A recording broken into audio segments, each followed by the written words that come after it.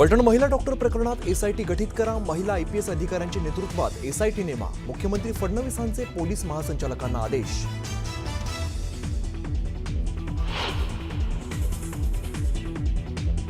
आजारी असल्याने संजय राऊत पुढील 2 महिने सार्वजनिक कार्यक्रमापासून दूर राहणार. राऊतांच्या तब्येतीत लवकरात लवकर सुधारणा व्हावी, पंतप्रधान मोदींचं ट्विट, तर मुख्यमंत्र्यांकडून राऊतांच्या प्रकृतीची विचारपूस.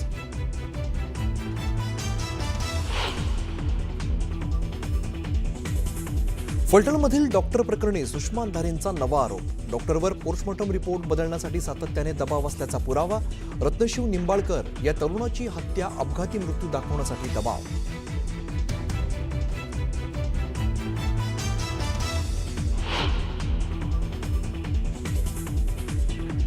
रुपाली ठोंबरे पाटील यांच्या बहिणीसह चौघांवरती गुन्हा दाखल. राष्ट्रवादीचा राजीनामा देते पोलीस आणि हे सरकार कसं काम करतंय सगळ्यांसमोर आणते. पोलीस स्टेशनमध्येच रुपाली ठोंबरे आक्रमक.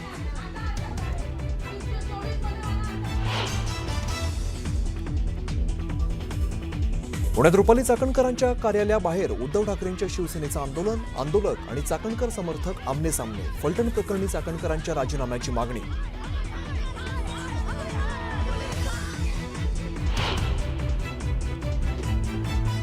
पक्षांची यादी बघितली तर राष्ट्रवादी शरद पवारांचा पक्ष आणि शिवसेना उद्धव ठाकरेंचा पक्ष. चंद्रकांत पाटलांचं सांगलीत सर्वात मोठं विधान.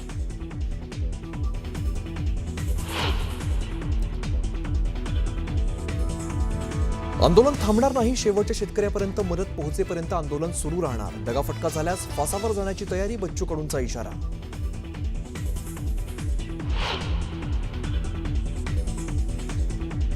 राज्यातील शेतकऱ्यांची स्थिती भयानक, सरकारने तारीख देणं ही फसवणूक. जरांगे पाटलांची टीका, तर सरसकट कर्जमुक्ती करा अन्यथा रस्त्यावरती फिरू न देण्याचा इशारा.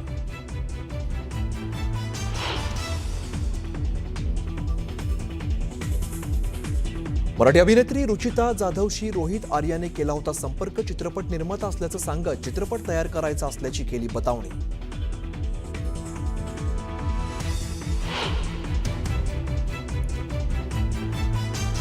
मुंबईत 4 नवीन ठिकाणी कबुतरांना दाणे टाकण्यास परवानगी. सकाळी 7 ते 9 या वेळेतच कबुतरांना नियंत्रितरित्या दाणे टाकण्याची मुभा. मात्र कबुतरखाने बंदच राहणार.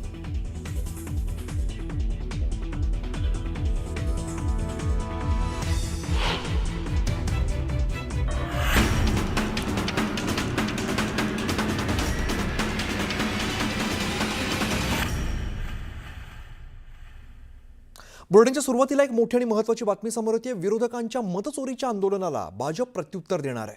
उद्या भाजपाचं प्रत्युत्तर दाखल मूक आंदोलन असणार आहे. दक्षिण मुंबईतील बाबुलनाथ मंदिर या ठिकाणी भाजपाचं मूक आंदोलन असणार आहे. भाजप मुंबई अध्यक्ष अमित साटम, मंत्री मंगलप्रभात लोढा हे सुद्धा या ठिकाणी उपस्थित असतील.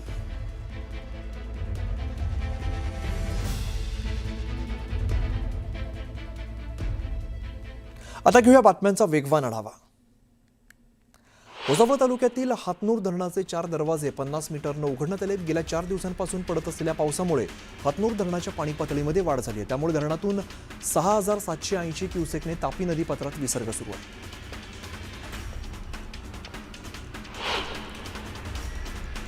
गोंदिया जिल्ह्यात सुरू असलेल्या सततच्या पावसामुळे कापणी केलेल्या धानाला शेतातच अंकुर फुटले. त्यामुळे शेतकऱ्यांचं प्रचंड नुकसान झालंय. शेतकऱ्यांच्या हातातोंडाशी आलेला घास हिरावला गेलाय. हिंगोली जिल्ह्यात गेल्या 2 दिवसांपासून पावसाने हजेरी लावली. त्यामुळे कापूस पिकाचं मोठं नुकसान झालंय. शेतकरी आर्थिक चिंतेत सापडलाय.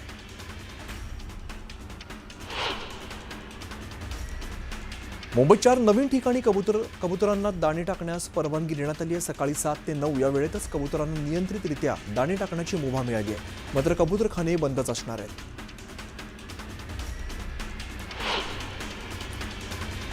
मुंबई विमानतळावरून 47 कोटींचं ड्रग्ज जप्त करण्यात आलंय. 4.7 किलो कोकेन ड्रग्ज कॉफीच्या पॅकेटमध्ये लपवलेलं होतं. दरम्यान पोलिसांनी कारवाई करत 5 आरोपींना अटक केली आहे.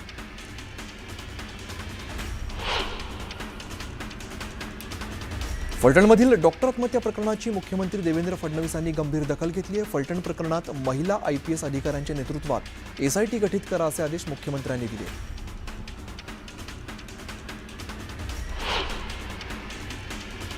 फलटण डॉक्टर आत्महत्या प्रकरणी काही लोक आपल्या राजकीय पोळ्या भासतायत, मात्र हे संपूर्ण प्रकरणाचं वास्तव फार वेगळं असल्याचं मंत्री जयकुमार गोरेंनी म्हटलंय.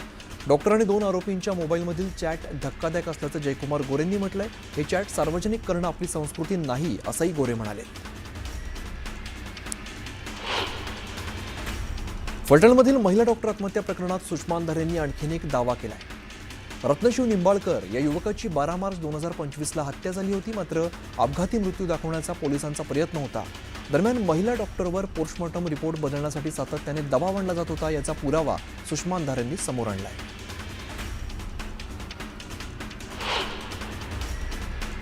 फलटणमधील महिला डॉक्टर आत्महत्या प्रकरणात शरद पवारांच्या राष्ट्रवादीचे मेहबूब शेख यांनी गंभीर आरोप केले. राजकीय दबावापोटी पुरावे नष्ट केले जात आहेत. डॉक्टर तरुणीचं प्रकरण दडपण्याचं ठरलंय का, असा सवाल देखील त्यांनी उपस्थित केलाय.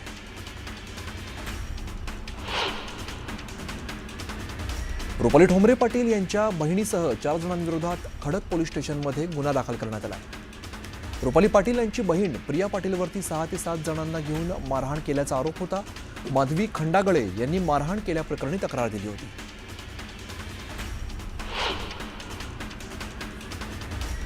उद्या बेळगावात सीमावासियांचा काळा दिवस आहे, त्यामुळे बेळगावात काळा दिनाच्या पार्श्वभूमीवरती महाराष्ट्रातील शिवसैनिकांना येण्यास बंदी टाकण्यात आली आहे. बेळगाव जिल्हाधिकाऱ्यांनी आदेश बजावले.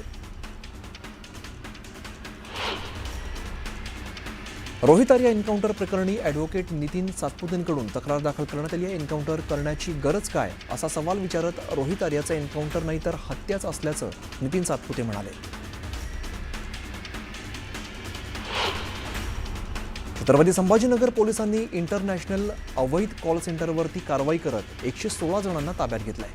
मुख्य आरोपीला ताब्यात घेतलं असून त्याची चौकशी सुरू आहे. अमेरिकन नागरिकांची फसवणूक झाली असल्यामुळे यामध्ये FBI ची मदत घेऊन कारवाई करत असल्याची माहिती पोलीस आयुक्तांनी दिली आहे. महाराष्ट्राचे मुख्यमंत्री देवेंद्र फडणवीस 2 दिवसांच्या बिहार दौऱ्यावरती जाणार आहेत. मुख्यमंत्री देवेंद्र फडणवीस बिहार निवडणुकीत NDA उमेदवारांच्या प्रचारात सहभागी होणार आहेत. 2 दिवस वेगवेगळ्या विधानसभा मतदारसंघात प्रचार सभा आणि रॅली होणार आहे.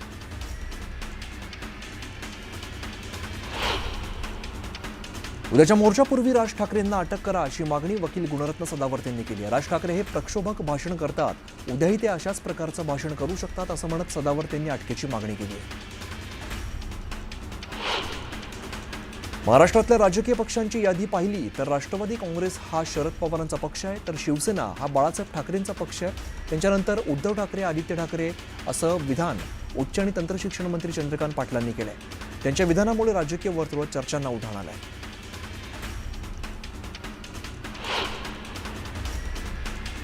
जळगाव शहरात ठाकरेंच्या शिवसेनेला धक्का बसलाय. 2 माजी महापौरांसह शेकडो शिवसैनिकांनी भाजपामध्ये प्रवेश केलाय. मंत्री गिरीश महाजनांच्या